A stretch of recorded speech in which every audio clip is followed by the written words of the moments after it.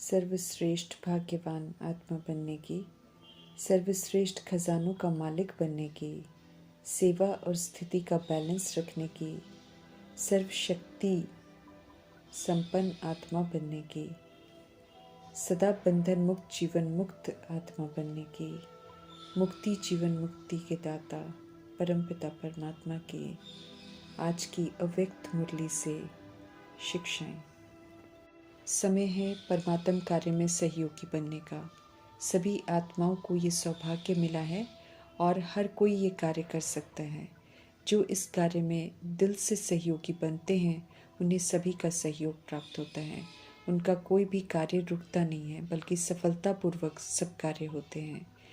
परमात्म कार्य जब संगठित रूप में करते हैं और जहाँ सर्व का उमंग उत्साह रहता है, वहाँ सफलता खुद समीप आकर गले की माला बन जाती है। परमात्म कार्य सारे विश्व के कल्याण का कार्य विशाल कार्य है। इसमें हर एक के सहयोग की अंगुली चाहिए, इसलिए सभी को निमंत्रण है। जो भी प्रभु का बनता है सभी को सेवा का चांस है, इसलिए कोई भी बहाना नहीं दे सकता है कि हम नहीं कर सकते हैं। न काबिलियत के मामले में और न समय के मामले में कोई असमर्थपन दिखा नहीं सकता है। समय भी सभी को मिलता है और क्षमता भी सभी के पास है। क्योंकि अगर शारीरिक रूप से इधर उधर जा नहीं सकते हैं तो मनसा द्वारा सेवा कर सकते हैं। उठते बैठते चलते फिरते आराम करते, तबीयत ठीक नहीं है तब भी सेवा कर सकते हैं। बहुत देर तक नहीं कर सकते हैं तो 10-10 मिनट की सेवा भी कर सकते हैं। घर बैठे भी कर सकते हैं। भिन्न भिन्न विधियां हैं सेवा की और सभी विधियों की अपनी अपनी अहमियत है, इसलिए किसी भी सेवा को कम नहीं समझना है। स्वच्छ शुद्ध शक्तिशाली मनसा से, सुख की वृत्ति से, अपनी सुखमय स्थिति से सुखमय संसार बनाने की विधि अपनाने को कह रहे हैं। यकीन दिलाते हैं मीठे परमात्मा की सच्चे दिल से परमात्म कार्य में सहयोगी बनो तो सब स्वतः ही बिना कहे सहयोगी बन जाएंगे। परमात्म शक्ति मददगार बन जाती है तो सभी अपने आप सहयोग देने के लिए तैयार हो जाते हैं। मीठे परमात्मा कहते हैं कि करके देखो, इसलिए वरदान देते हैं कि परमात्म कार्य में सहयोगी बन सबका सहयोग प्राप्त करने वाले सफलता स्वरूप भव। तो विधि पूर्वक चलकर वरदान को फलीभूत करना है। मीठे परमात्मा समझ देते हैं कि परिस्थितियां तो सब तरफ से आनी है और विकराल रूप से आनी है, क्योंकि प्रकृति नाराज है और प्रकृति की नाराजगी बिल्कुल जायज़ है।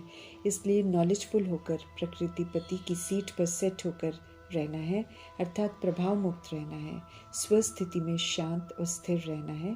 थोड़ी देर में परिस्थितियां बदल जाएंगी। समझ मिलती है परिस्थितियां अपनी बनाई हुई है, इसलिए उन्हें स्वीकार करना है। हमें रिएक्ट नहीं करना है, रिजेक्ट नहीं करना है, क्वेश्चन नहीं करना, करेक्शन नहीं करना है, हलचल में नहीं आना है, अपसेट नहीं होना है, तो फिर हम विजयी हो जाएंगे, प्रकृति को जीत लेंगे।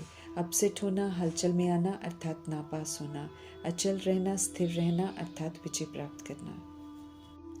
ज्ञान मार्ग में बैलेंस बहुत मायने रखता है, इसलिए समर्थ परमात्मा समझ देते हैं कि सेवा तो ज़रूरी है, परंतु स्व पुरुषार्थ का बैलेंस भी ज़रूर रखना है। सिर्फ सेवाओं में व्यस्त नहीं हो जाना है। खास ध्यान खिंचवा रहे हैं कि सेवा के साथ देह में रहते ही देह के भान से परे विदेही अर्थात निराकारी अवस्था का अनुभव भी बढ़ाते जाना है। संगम युग में गुप्त वेश में आए हुए भगवान को जो जान जाते हैं, पहचान जाते हैं और भाग्य विधाता बाप के डायरेक्ट बच्चे बन जाते हैं, वो भाग्यशाली बन जाते हैं। एहसास दिलाते हैं प्रभु कि ऐसा श्रेष्ठ भाग्य सारे कल्प में किसी आत्मा का नहीं हो सकता है और ना ही कोई इतना संपत्तिवान और धनवान हो सकता है। परमात्मा से मिल रहे अविनाशी खजानों से कोई की भी तुलना हो नहीं सकती है। हर कदम श्रीमत पर चलने से पद्मों की कमाई होती है। उनकी याद में रहकर कदम उठाएं तो सारा दिन ही अगर याद में रहकर हर कदम उठाते हैं तो फिर हर कदम में ही पद्म है। एक दिन में पद्मों की कमाई करने का सौभाग्य सिर्फ संगम युग में ही मिलता है। यही वजह है जो बाप दादा कहते हैं कि अगर भाग्यवान देखना हो या रिचेस्ट इन द वर्ल्ड कोई आत्मा देखनी हो तो सत्य परमात्मा के संगम युगी बच्चों को देखो। प्रभु अविनाशी अखुट खजानों से भरपूर करते हैं, जिसकी तलाश में आत्मा रहती है। ज्ञान का, शक्तियों का, सर्व गुणों का, खुशी का, संतुष्टता का, वरदानों का, स्वमानों का, सभी को सुख शांति का रास्ता बताने से दुआओं के खजाने की प्राप्ति का अविनाशी खजाना मिला हुआ है। ये अविनाशी खजाना सिर्फ परमात्म बच्चों को ही मिलता है और किसी को नहीं मिलता। जो बच्चे इन खजानों को यूज़ कर इनका मालिक बनते हैं, संपन्न बनते हैं, उन्हें संपन्न देख वाह बच्चे वाह कहकर प्रभु सराहना करते हैं। जितना रूहानी नाज प्रभु को होता है उतना हम आत्माओं को भी होना चाहिए। इसलिए पूछ रहे हैं कि क्या हमें ये रूहानी नशा रहता है।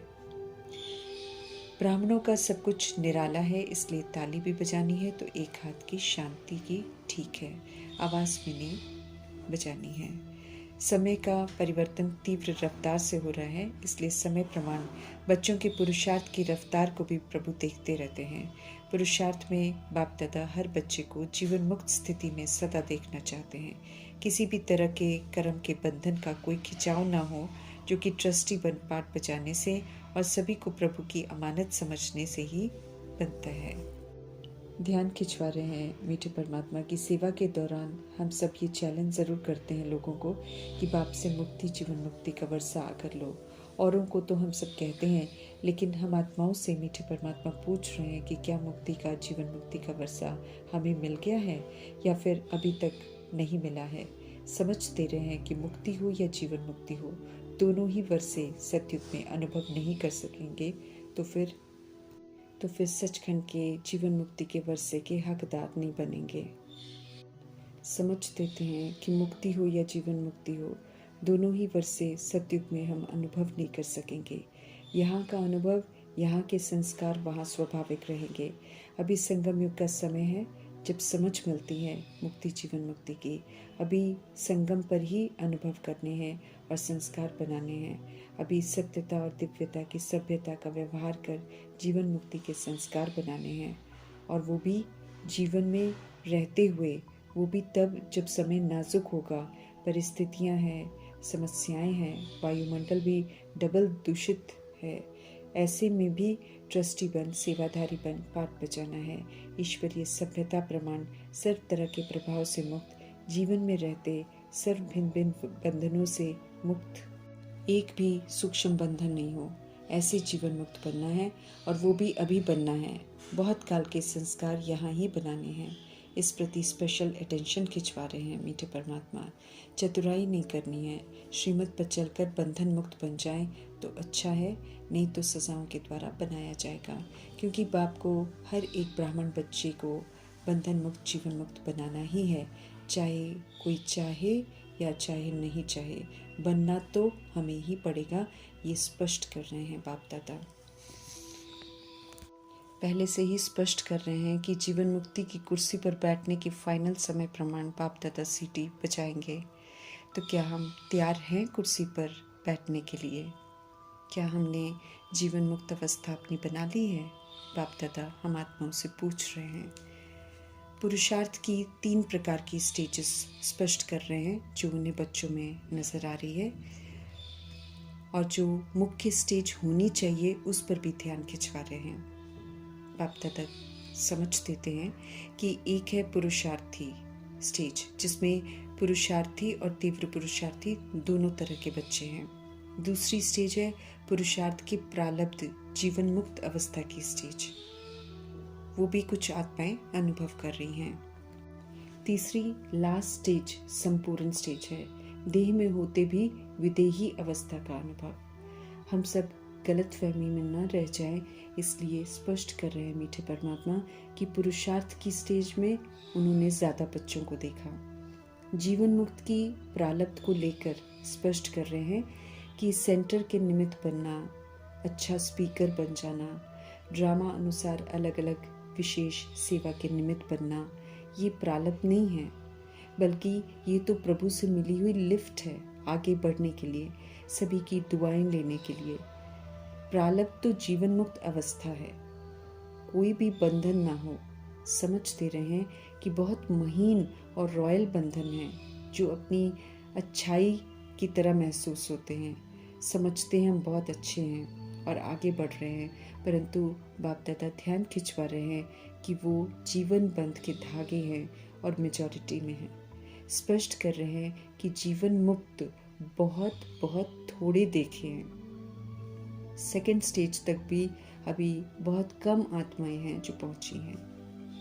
तो हमें चेक करना है कि हम दूसरी स्टेज तक भी पहुंचे हैं या नहीं तो गंभीरता से लेकर हमें उस स्टेज तक पहुंचना है। लास्ट और तीसरी स्टेज है देह से न्यारे विदेहीपन की स्टेज, जिसके लिए बहुत बहुत अटेंशन चाहिए। कब क्या होगा इसका चक्कर छोड़कर विदेही स्थिति का बहुत अनुभव करने की समझ दे रहे हैं। सावधान कर रहे हैं कि जो भी परिस्थितियां आ रही हैं और आने वाली हैं उसमें विदेही स्थिति का अभ्यास बहुत चाहिए। इसलिए अन्य बातों को छोड़कर कि क्या होगा क्वेश्चन मार्क लगाने की जगह या आश्चर्य करने की जगह जो समय प्रमाण करना है वो करने प्रति अटेंशन देना है। विदेही बनने का अभ्यास ज़रूरी है, क्योंकि कोई भी परिस्थिति कोई भी हलचल प्रभाव नहीं डाल सकती है अगर विदेही अवस्था होगी। चाहे प्रकृति के पांचों ही तत्व अच्छी तरह से हिलाने की कोशिश करेंगे, विदेही अवस्था वाली आत्मा अचल अटोल पास विद ऑनर होगी, बाप समान बनने का सबूत देंगे। बाप तथा समय प्रमाण हम आत्माओं को इशारा देते रहते हैं और देते रहेंगे। विदेही साक्षी बन सोचने की समझ देते हैं, सोचकर प्लान बनाकर फिर उसमें अटकना नहीं है, प्लेन स्थिति बनानी है। समझ देते हैं कि अभी स्थिति बनाने की बहुत ज़रूरत है।